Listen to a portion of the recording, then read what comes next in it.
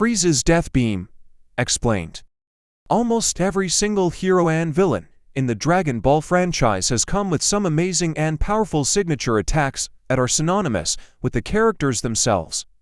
From Goku's Kamehameha to Omega Shenron's negative karma ball, both the canon and non-canon spaces of the series are filled to the brim with these iconic techniques. However, at least for the villains, no attack reaches the same level of infamy as Frieza's death beam. Although it isn't even his most powerful move, it is the one he has used the most over the course of his many appearances in Dragon Ball. So, let's go over the death beam and see why it's so iconic and such an integral part of Frieza's arsenal. What is the death beam? As Frieza's most iconic move, the death beam is a key attack that perfectly reflects its creator's cruel and sadistic nature.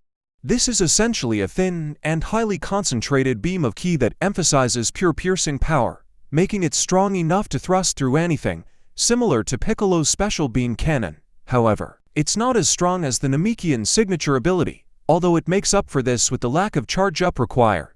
As such, Frieza can shoot out the death beam at a moment's notice and even in rapid succession, making it an incredibly dangerous attack.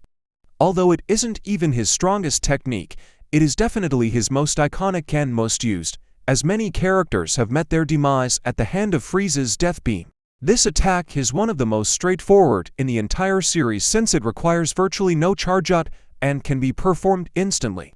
To do it, Frieza simply lifts his hand and points at his target with his index finger.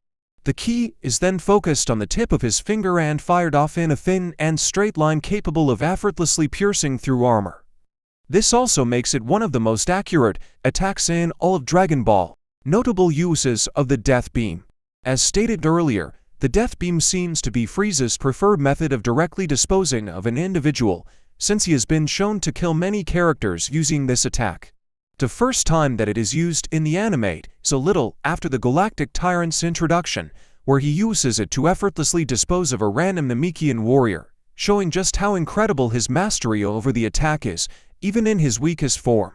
During the Namek saga, Frieza also used the death beam to kill Dende, and yet again, when he used it to kill Vegeta, after losing his composure to the Saiyan Prince's taunts. This was the perfect moment to show just how accurate the attack was, since Frieza was able to aim precisely for Vegeta's heart despite standing a good distance away from him. The death beam that he used here showed the deadly nature of this move as well, since it comfortably pierced through Vegeta's armor. Frieza would use this attack again to injure Goku and Piccolo, though he was unable to kill them.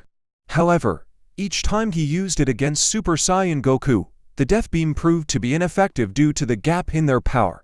Much later on, the attack was seen again in the hands of Perfect Cell, who used it in his fight against Gohan.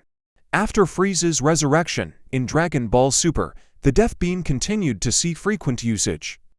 After unlocking an even stronger transformation with Golden Frieza, the attack also saw a massive upgrade.